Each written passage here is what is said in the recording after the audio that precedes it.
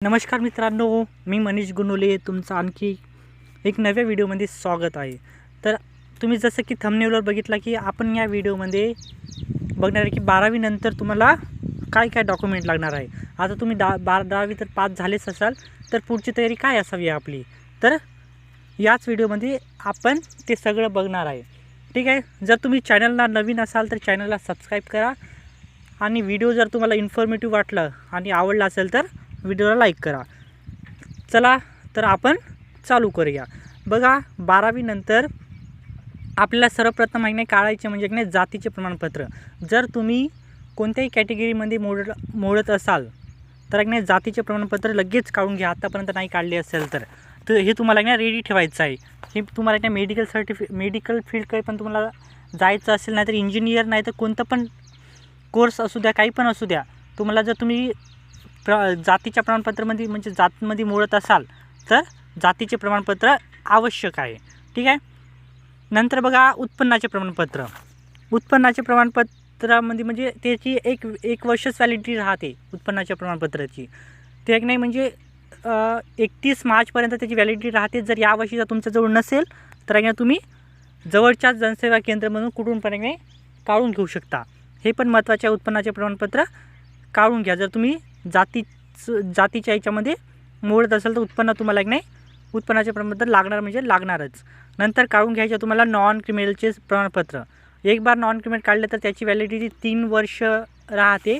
तर त्याच्यासाठी बघा, उत्पन्न तुम्ही 3 वर्षाचा काढून घ्या, नंतर तुम्हाला नॉन क्रिमिनल पण काढता येते। हे पण महत्त्वाचं आहे। तुम्हाला इंजिनिअरिंगकडे पण जाऊ द्या, ॲडमिशन घ्यायचं असेल, नाहीतर मेडिकल फील्डकडे पण जायचं असेल तर नॉन क्रिमिनलचे मस्ट आहे। हे पण काढून घ्या नॉन क्रिमिनलचे। ठीक आहे, नंतर बघा जात वैधता प्रमाणपत्र। आत्तापर्यंत काढले नसेल म्हणजे आता निघतच नाही। 12वी नंतरच तुम्ही सायन्स नाही तर 12वीलाच आल्यानंतर जात वैधतेची पण धडपड चालू करते। ठीक आहे, जात वैधता प्रमाणपत्र म्हणजे कास्ट व्हॅलिडिटी म्हणते आपण इंग्लिशमध्ये त्याला। ठीक आहे, ते पण जात वैधता प्रमाणपत्र पण म्हणजे महत्त्वाचे आहे।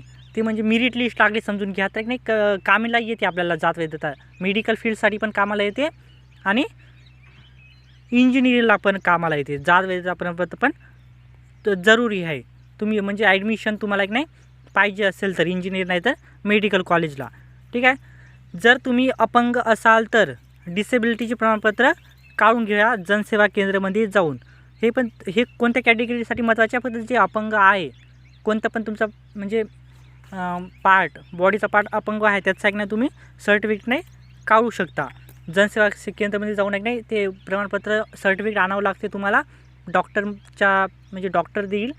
ठीक आहे, ते डॉक्टर दिल्यानंतर तुम्ही त्या जनसेवा केंद्रामध्ये विचारून तुम्ही अपंगाचे प्रमाणपत्र काढू शकता। नंतर तुम्हाला बघा, तुमचं आधार कार्ड आणि पॅन कार्ड काढून घ्यायचं आहे। तुम्ही आता 18 वर्षाचे होणार म्हणजे 12वीला 18 वर्षाचे होता आपण। ठीक आहे, पॅन कार्ड तेव्हा तुमचं काढून घ्यायचं आहे पॅन कार्ड। आधार कार्ड जर तुमच्याजवळ असेल पण पॅन कार्ड पण आता रेडी ठेवायचं आहे।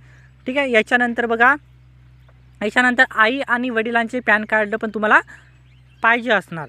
ठीक आहे, हे पण त्यांना सांगा, वडिलांचे असेलच आईचं पण काढून घ्या। ठीक आहे, आणि 10वी आणि 12वीची सनद आणि मार्कशीट हे ठेवून द्या। सनद आणली नसेल तर शाळेमधून आणून घ्या। 10वीची सनद आणि 12वीची पण तुम्हाला भेटणार। ठीक आहे, आता नाही भेटली असेल तर ठीक आहे भेटणार, पण मार्कशीट तर भेटणार 12वीची लगेच।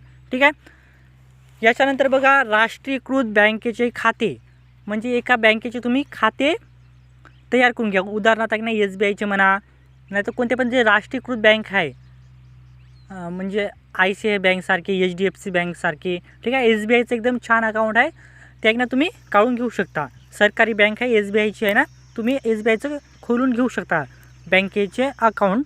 हे पण तुम्हाला म्हणजे स्कॉलरशिपला अप्लाय करायचं असेल तर तुम्हाला बँक खाते द्या लागत। ठीक आहे, याच्यानंतर बघा, सैन्यदल वर्गाचे प्रमाणपत्र। जर तुम्ही या कॅटेगरीमध्ये मोडत असाल तर सैन्यदल वर्गाचे प्रमाणपत्र तुम्हाला आवश्यक आहे। या कोट्यातून प्रवेश घ्यायचे असल्यास तुम्हाला जर सैन्यदलच्या। ठीक आहे, हे तुम्हाला महत्त्वाचं आहे। सैन्यदल दलाचे प्रमाणपत्र, याच्यात खूप तुम्हाला जागा भेटतात वगैरे।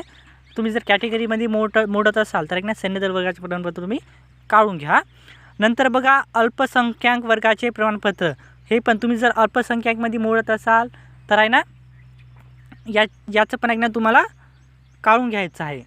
ठीक आहे, आणि नंतर मी इथं एक नाही EWSचं नाही लिहिलो, तर एक नाही तुम्ही EWS प्रमाणपत्र म्हणजे ज्यांची इन्कम एक नाही 8 लाखापेक्षा कमी आहे त्यांनी EWS सर्टिफिकेटसाठी अप्लाय करू शकता आणि त्याची नाही प्रमाण फक्त एक नाही 1 वर्ष त्याची व्हॅलिडिटी राहते, म्हणजे वर्षाला आपल्याला काढावं लागतं. जसं उत्पन्नाची 1 वर्ष राहतात तशी पण EWSची राहते. ते स्कॉलरशिप मिळण्यासाठी तुम्हाला उपयुक्त राहील, ते पण तुम्ही काढून घेऊ शकता. ठीक आहे, एवढे तुम्हाला कागदपत्र 12वी नंतर तुम्हाला जमा करायचे आहे, हे लक्षात घ्या. हे कागदपत्र एकदम इम्पॉर्टंट आहे, तुम्ही एक नाही आत्ताच काढून घ्या लगेच. नंतर तुम्हाला ॲडमिशनला एक नाही कशाही प्रकारची तुम्हाला एक नाही अडचण येणार नाही. तर एक नाही हे कागदपत्र तुम्हाला काढून घ्यायचे आहे. बघा आता अर्ज भरताना तुम्ही एक नाही काय काय घेऊन जाऊ शकता. ठीक आहे, अर्ज तुम्हाला नीटचा भरायचा आहे फॉर्म, नाहीतर एक नाही JEEचा भरायचा आहे.